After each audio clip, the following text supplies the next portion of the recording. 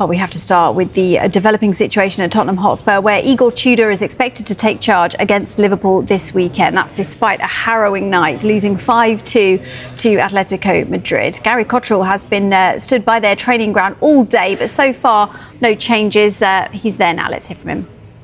The Tudor period so far at Tottenham has made history, and not in a good way. It's the worst start for a Tottenham manager ever. 4 games, 4 defeats, 14 goals conceded. Many thought that it would be brought to an end after the devastating, embarrassing scenes in Madrid, but it seems not, because he's scheduled still to be at the news conference that the club are going to hold on Friday ahead of the big game at Anfield on Sunday. There was a point down here at the training ground today where we were getting the impression that things might come to an end because there's no players in. They went straight home from the airport after flying back from Madrid, but Igor Tudor stays here at the hotel in the training ground, and just before 9 o'clock the CEO, the man who will give him any decision that's made when it's made, arrived. So just a few of them, including those two, in the building, and we thought, here we go, there's going to be a meeting and then soon followed by an announcement. But not to be, because the media department announced that he would be taking that news conference, and therefore you would think would be in charge for that game against Liverpool, his 5th game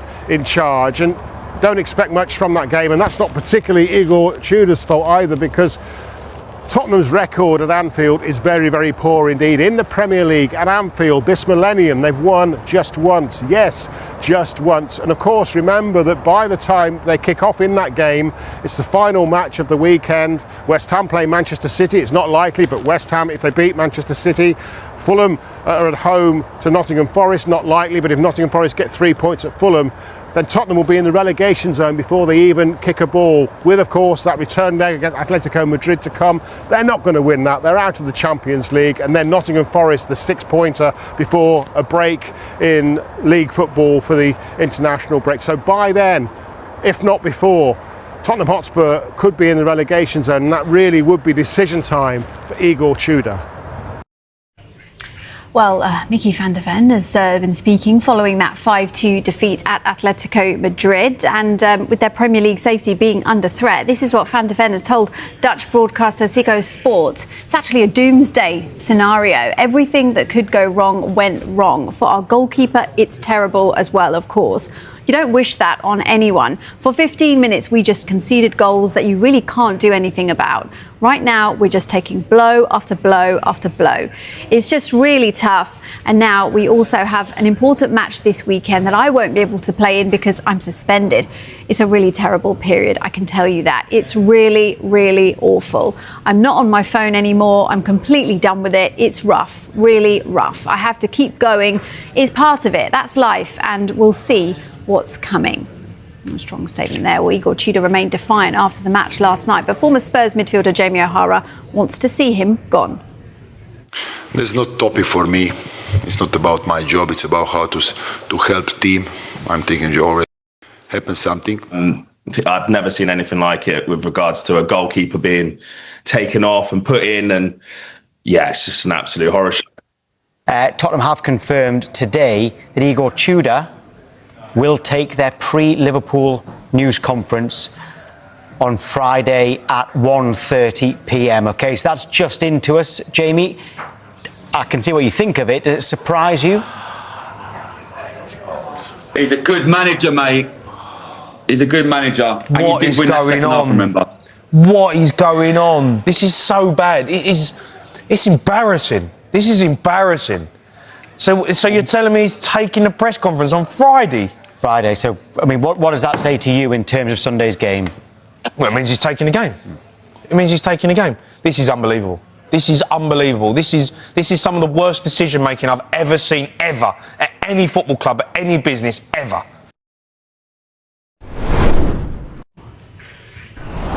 Wow, I have to say, as a neutral, that 3-way split screen was quite entertaining to watch, wasn't it? Oh, God, look. Are you with Jamie O'Hara here, Jimmy, in that Spurs should be changing their manager? He's had 4 miserable games in charge. Look, his pedigree, he's been at big clubs. He's been at Juventus, he's been at Galatasaray, what is not an easy club. He's not been in the Premier League. But my worry is more he's experimenting 3-4-3 yesterday, man v man. He did that with Arsenal, it didn't work. Did that yesterday, it didn't work.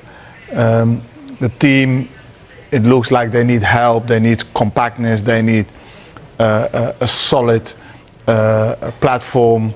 And at the moment they are not looking like that. And I'm not somebody to say, oh, the manager needs to come out or whatsoever. But things have to be changed.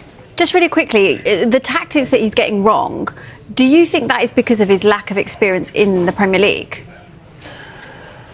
Look, every manager has got his preference of formation that he likes to play. But if you look at Spurs over this season and where they've had success, they've always been a 4. And they've always been a 3 in the midfield. And I don't think that they have played that many. They have in the beginning of the season with Thomas Frank, 3 at the back, but it didn't really suit them. And it definitely didn't suit them 1v1. And definitely not against teams that are better than them. You know, so, and that's what I'm a little bit surprised of. Dave Reed's going to join the group chat. Well, yeah, look, Spurs is telling us that he's going to take the press conference on Friday. Things might change. Things change very, very quickly in football. But if he does take the game at the weekend, that's the direction of travel at the moment, how does he pick the players up? What are the conversations between now and... Because there's not exactly loads of training time, is there? There's, recovery today, maybe back in tomorrow, and then you're into the game then. Well, yeah, it's back in tomorrow. It is finding a way to make them smile, what will be hard, but also finding a way that where they need responsibility, need to know what their jobs are, but most importantly, put the players in their best position. There's no time to experiment with certain individuals and put them in different kind of positions because they need to do a job. Don't put Paulinho in a back 3. Put him in a midfield and let him rattle. Don't put Connor on the right midfield. Put him in the midfield and let him annoy people and win balls and run forward and create something, and so on. That for me is the most important bit. And have a compact team, be hard to beat. Have a platform, have a foothold in the game, play from the front. Don't go and play tiki-taki at the back. At the moment, the players are not having that confidence to play around the back. Play from your striker. Let your striker annoy centre halves. Get free kicks over there. Play in the opposition half. Be as far away from your goal as possible. As long as possible. So that the defenders don't have to defend as much. Well, that leads me to what was a huge talking point in the game. Antonin Kinski being taken off after, 17 minutes. 22-year-old goalkeeper. There's many goalkeepers that have come out in support of him and the situation. And also Tudor not really acknowledging him as he came off. Have you ever seen anything like it? What did you make of it? No, never see something like it. I was surprised that he played, he started. If you believe in a goalkeeper, you want to, especially a young goalkeeper, you want to protect him, you want to put him in a side that is playing well. Yeah? You're putting him in a side that is struggling, especially at the back. And away at Atletico Madrid. Yes, he made some big errors, big errors. But at the moment, I would have, me personally, I would not have experimented with my goalkeeper at that moment. That's my issue. And the senior players now, not so much the manager, the senior players need to pick him up and need to have arm around him and need to really look after him. Which will be difficult because confidence is lacking throughout. Yeah, but still Romero is the captain, Van der Ven is a big player. Other players will have... This boy has had the worst moment of his career so far. Does he play for Spurs again? Not this season. Not this season. It will be a really strong character to come back next season. And, well, he will have to learn from this.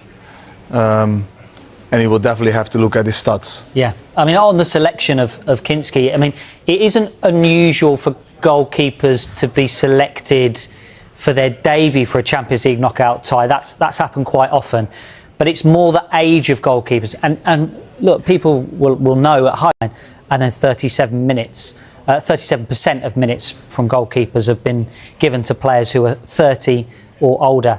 Look, Ike Casillas and Gigi Buffon made their debuts in the Champions League as teenagers, but those are kind of the exception to the rule, really.